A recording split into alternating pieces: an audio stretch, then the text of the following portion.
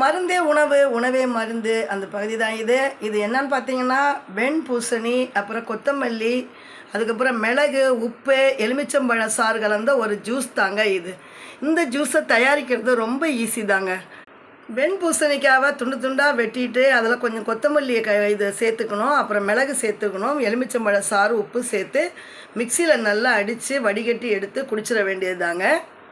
காலையில் இந்த ஜூஸை நாம் குடிக்கிறதுனால நமக்கு உடம்பில் ஏகப்பட்ட சத்துக்கள் எல்லாம் கிடைக்குங்க. கால்சியம், கார்போஹைட்ரேட், அப்புறம் துத்தநாகம், தாமிரம், பொட்டாசியம், மெக்னீஷியம், விட்டமின் சி உட்பட ஏகப்பட்ட சத்துக்கள் அடங்கிய ஒரு ஜூஸ் தாங்க இது.